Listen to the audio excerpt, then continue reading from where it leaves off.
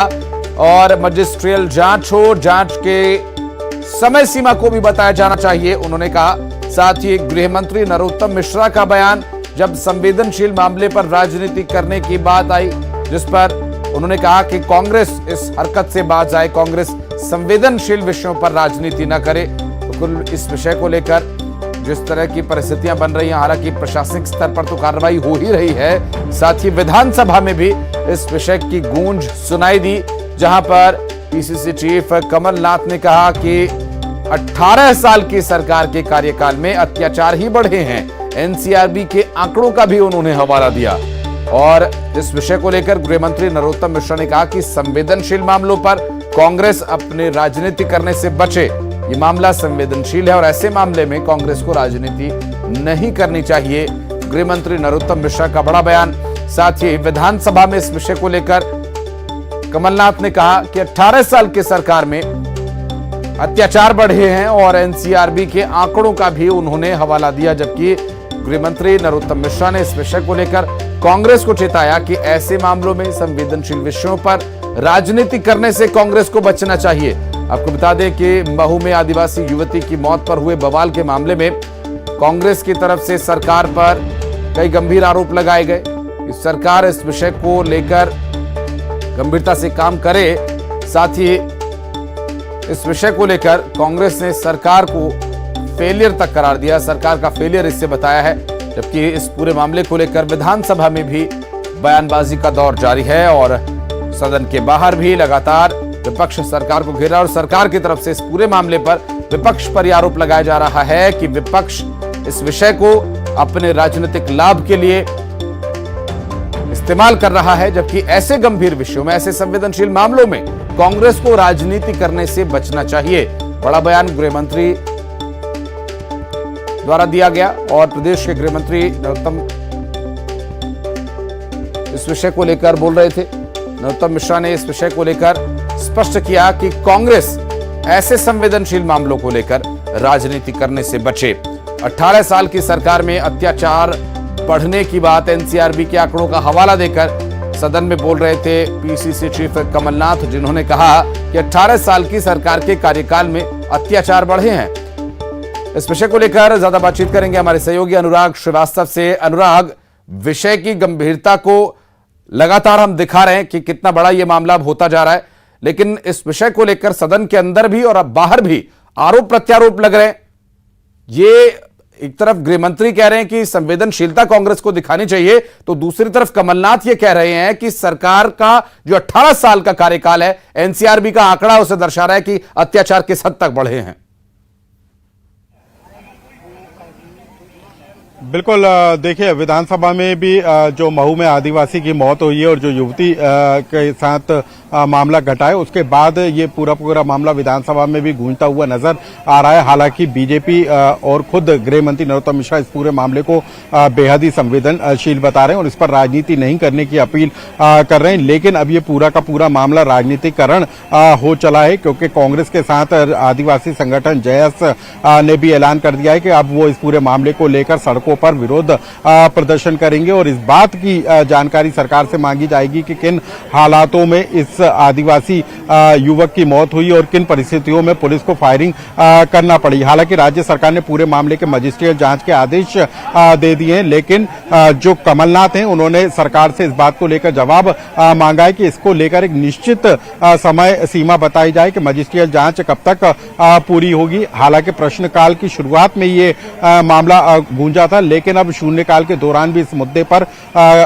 सदन के अंदर हंगामा देखने को मिल सकता है, क्योंकि संसदीय कार्य मंत्री नरोत्तम मिश्रा ने कहा है कि इस पूरे मामले में जो शुरुआती रिपोर्ट निकल कर आई है उसमें और स्थिति साफ होने की उम्मीद है। थोड़ी देर में ही पूरी जानकारी निकल कर सामने आ जाएगी। तो कुल मिलाकर महू में जिस तरीके से आदिवासी युवक की पुलिस फायरिंग में मौत हुई है, उसको लेकर अब प्रदेश का सियासी पारा चढ़ता हुआ जरूर नजर आ रहा है। जी, बहुत शुक्रिया आपका अनुराग इस विषय पर जानकारी देने के लिए।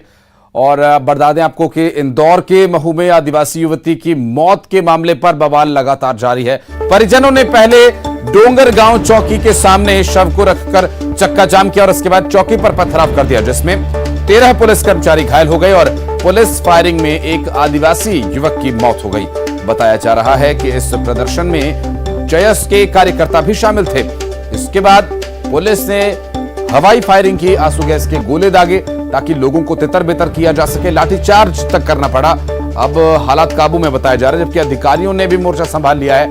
5 थाना क्षेत्र के अंतर्गत आने वाली सीमाओं को 144 से बांध दिया गया है और परिजनों का यह आरोप है कि दबंगों ने गैंगरेप के बाद युवती की हत्या कर दी, जबकि पुलिस करंट लगने से युवती की मौत हुई बता रही है। इस बीच सीएम शिवराज ने मजिस्ट्रियल जांच के आदेश दे दिए हैं। इधर पीसीसी चीफ कमलनाथ ने आदिवासी विधायकों का एक दल बनाकर घटनास्थल पर भेजा है, जो पीसीसी चीफ को इस पूरे मामले की रिपोर्ट सौंपेगा।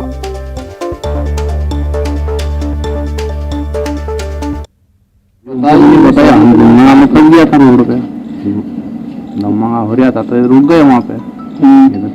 आपको किस प्रकार सूचना लगी कि इनके गोली लगी इनको? वो तो हमारे सर बोला खबर करी तो आप फिर वहाँ पर आए, पुलिस वाले से भी आपकी कुछ बातचीत हुई? अभी ना वो आ गए थे लेने को हमको। पोस्टमार्टम में क्या बताया कुछ पुलिस? अभी तो कुछ नहीं बताया। जो तो अपन को मालूम ही नहीं है साहब कि क्या होया कहाँ नहीं होया, मतलब पुलिस ने उन पे गोली फेर कर दे सो बताइए। आपको कैसे पता चला कि गोली लगी? भाई छोरा ने फोन लगाया ना चौकी पर से। ये क्या करने गए थे वहाँ पे? ये मतलब काम करके यहाँ से जा रहा था, पीतमपुर से काम पे जा रहा था, रोज काम पे जाए तो पीतमपुर। ये होलो मामला हो तो खूब लोग भीड़ थी, गाड़ी साइड ही निकलना में लोग ना मतलब फेर कर तो एक तो यही पड़े। डेफिनेटली ये बहुत ही ना दुख घटना है। इस घड़ी में ना प्रशासन शासन है ना पूरी तरीके से ना मतलब उनकी परिवारजन के ना साथ है। हम लोग के ना कितने मदद है ना कर सकते हैं, मदद एक्सटेंड भी करेंगे एंड हमारी पूरी संवेदना उनके साथ ही है। और लॉ एंड ऑर्डर को ध्यान में रखते हुए 5 ना थाना क्षेत्र है, महू है, किशनगंज और है ना मानपुर, मतलब ऐसे सभी 5 है ना थाना क्षेत्र में 144 है ना लागू किया है। मतलब रैलीज है ना, धरना प्रदर्शन इस प्रकार के ना हम लोग ने बैन किए हैं। लॉ एंड ऑर्डर है ना मेंटेन होने तक है ना ये किया है। और सतना में एक एनकाउंटर किया गया। दरअसल पुलिस ने हत्या और लूट के आरोपी को इसमें ढेर किया। यूपी के जौनपुर में पुलिस ने बदमाश आनंद को ढेर कर दिया। ये सुभाष यादव गैंग का सदस्य था, जिसने गोली मारकर 22 लाख रुपए की लूट की वारदात को अंजाम दिया था। बदमाश के एनकाउंटर के साथ पुलिस ने 2 आरोपियों को भी गिरफ्तार किया है। इस पूरे मामले में पुलिस के हाथ बड़ी कामयाबी लगी है। 22 लाख रुपए की लूट के मामले में पुलिस ने एक बदमाश जो कि सुभाष यादव गैंग का सक्रिय सदस्य था, उसे ढेर कर दिया। 22 लाख रुपए की लूट का यह आरोपी था।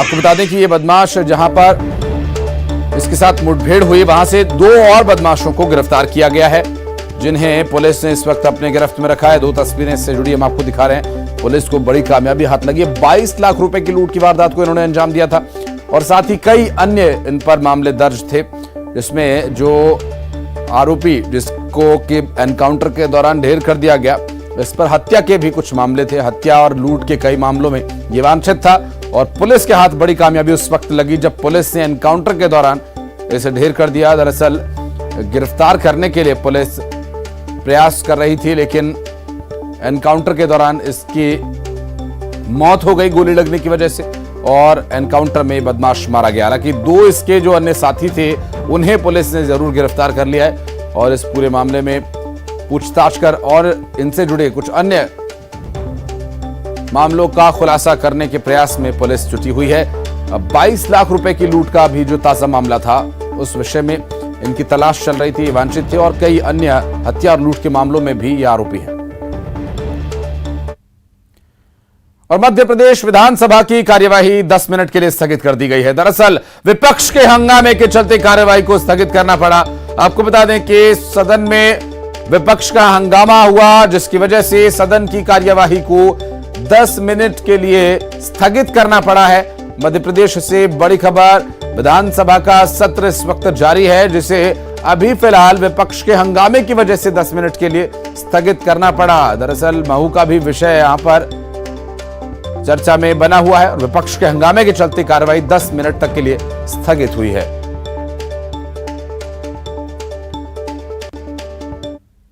और रायपुर से अहम खबर आपको बता दें, बीजेपी का प्रदेश सरकार पर बड़ा हमला, प्रदर्शनकारियों पर आंसू गैस के गोले दागे गए। जलियांवाला बाग की घटना याद आ गई। बीजेपी का कहना, एक तरफ रासुका लगाते हैं, टारगेट किलिंग करते हैं, जो आपके खिलाफ जिला बदर की कार्रवाई करते हैं। नादिर शाह और तुगलक की याद दिलाने वाली ये सरकार। अरुण साहब ने गंभीर आरोप लगाया और कहा कि सरकार 2,50,00,000 की जनता पर लाठी चलाएगी। बीजेपी एक एक परिवार की सेवा करेगी। अरुण साहब ने कहा, कल का आंदोलन जन आंदोलन था, आंसू गैस के गोले दागे गए, लाठियां हमारे हौसले को नहीं तोड़ सकती। हितग्राही आपसे मांग करने आए थे। अरुण साहब ने कहा और सरकार को संबोधित करते हुए कहा कि उन हितग्राहियों के हमने चरण पखारे हैं, हमने सरकार से जवाब मांगा है, सरकार ने पानी की बौछार की, जेल में डाला। जलियांवाला बाग की घटना याद आ गई। गोले छोड़े, वाटर कैनन छोड़ा, लाठियां बरसाई। ये याद दिलाता है कि नादिर शाह और तुगलक की जो हरकत है उसकी, जिस प्रकार से भीड़ में बम फेंके गए, वो जलियांवाला बाग की घटना को याद दिलाने वाला है कि किस प्रकार से लोकतांत्रिक आंदोलन को कुचलने का प्रयास राज्य सरकार की ओर से हुआ।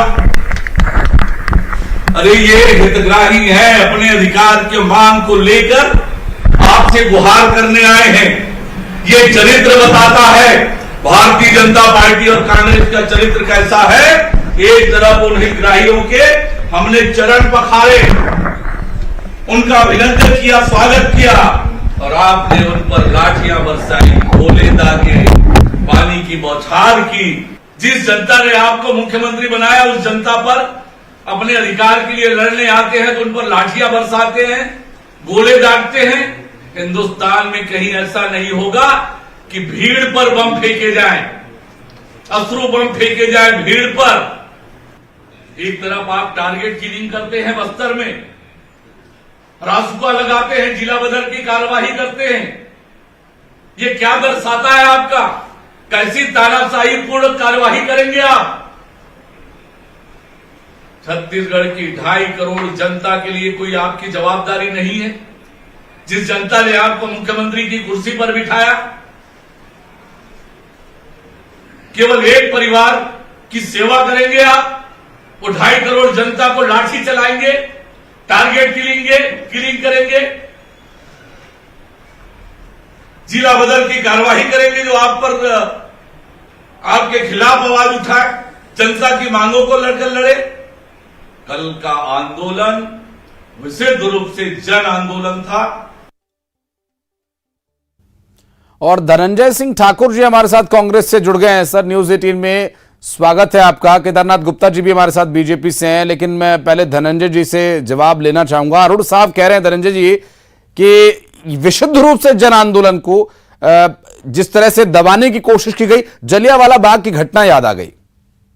देखिए, सबसे पहली बात तो मैं आपको बता देना चाहता हूं, अरुण साव को तो सबसे पहले इस प्रदेश के पुलिस के परिवार से माफी मांगनी चाहिए नैतिक आधार पर। जिस प्रकार से कल पुलिस के जवान और अधिकारी सुरक्षा में जो लगे थे, उसके साथ अरुण साव, अजय जामवाल और रमन सिंह जी के मौजूदगी में भारतीय जनता पार्टी के नेताओं ने जो बर्बरता की है। अरे वीडियो देख लीजिए, पुलिस के अधिकारी का गला दबा रहे हैं भाजपा कार्यकर्ता, पुलिस के अधिकारी के चेहरे पर वार कर रहे हैं, लाठी से मार रहे हैं, बर्बरता दिखा रहे हैं। ये आंदोलन नहीं था, ये दंगा करने गए थे वहां पर। और जलियांवाला बाग कांड के बारे में तो अरुण साव की जानकारी अधूरी है। जलियांवाला बाग कांड उस बर्बरता की निशानी है जो फिरंगियों ने किया था, और उस फिरंगियों की जयकारा सावरकर लगाते थे, जिसकी पूजा अरुण साव भाजपा नेता करते हैं। ये किस मुंह से बात करेंगे? इनको तो आंदोलन का मतलब ही नहीं मालूम।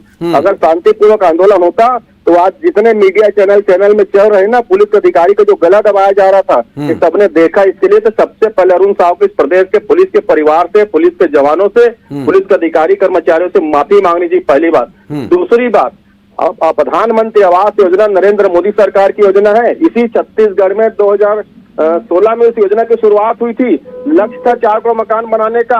आज केंद्र की सरकार खुद लक्ष्य अपने 2 करोड़ पीछे चल रही है। ये किस मुंह से बात करते हैं? और प्रधानमंत्री आवास योजना का अक्सर में इनको चिंता होती थी, इनको नरेंद्र मोदी के सामने जाके प्रदर्शन करना चाहिए। छत्तीसगढ़ में लोकतंत्र है, लोकतंत्र में सबको अपनी बात रखने का अधिकार है। झूठ ही सही, भाजपा ने आंदोलन की बात कही, आंदोलन की इनको अनुमति दी गई, सुरक्षा लगाया गया, पर ये पुलिस के जवान का गला दबाना सिखा रहे थे अरुण साहब अपने कार्यकर्ताओं को। पुलिस के अधिकारी के चेहरे पर वार करने की बात सिखा रहे थे अजय जामवाल। रमन सिंह बता रहे थे पुलिस पर कैसे हमला करना है। जवाब ले लेते हैं। आंदोलन नहीं था, केदारनाथ गुप्ता जी हमारे साथ है सर बीजेपी से। कर रहे थे लोग। धनंजय जी, केदारनाथ गुप्ता जी, केदारनाथ जी, ये पुलिस परिवारों से माफी कब मांगेगी बीजेपी के नेता? धनंजय जी पूछ रहे हैं।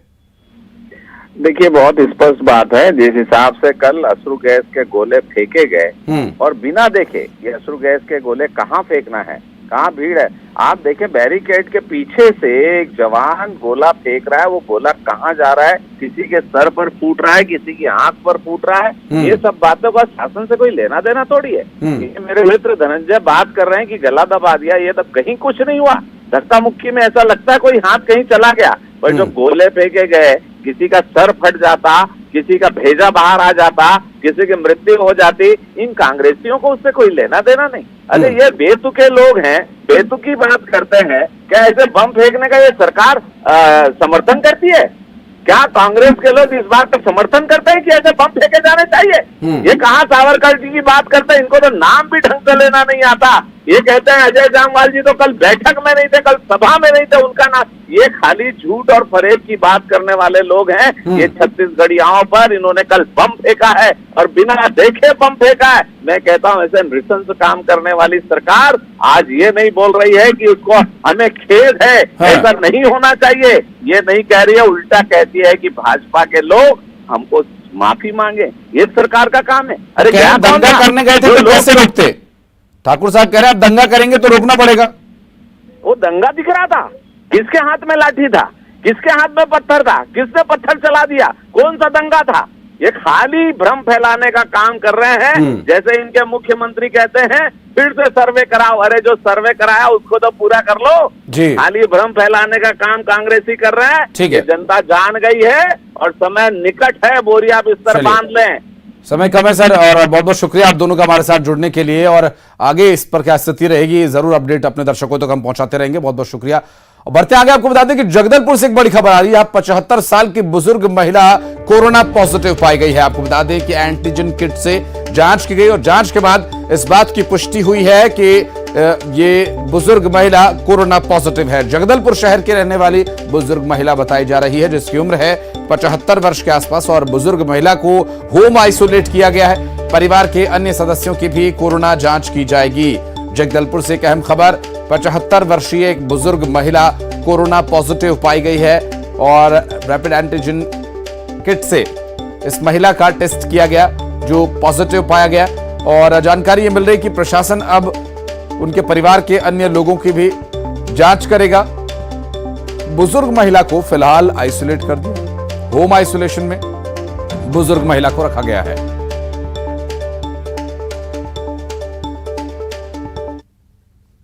और सूरजपुर से बड़ी खबर आपको बता दें, कचरे के ढेर में एक नवजात मिला है। नवजात को ग्रामीणों ने स्वास्थ्य केंद्र पहुंचाया। अस्पताल में नवजात का इलाज चल रहा है।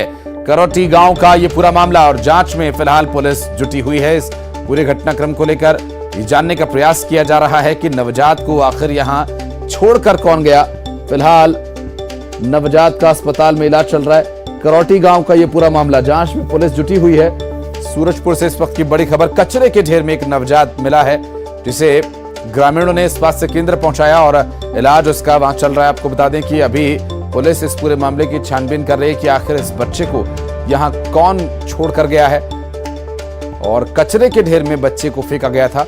अस्पताल में नवजात का इलाज चल रहा है। हालांकि स्थिति क्या रहेगी इस पर अभी और जानकारी आप तक पहुंचाने का प्रयास करेंगे। कचरे के ढेर में नवजात मिला है। और सीधा लिए चलते हैं आपको, मुख्यमंत्री शिवराज सिंह चौहान पहुंचे कर्नाटक, जहां पर ओबीसी रैली होनी है और साथ ही कई अन्य कार्यक्रमों में उन्होंने हिस्सा।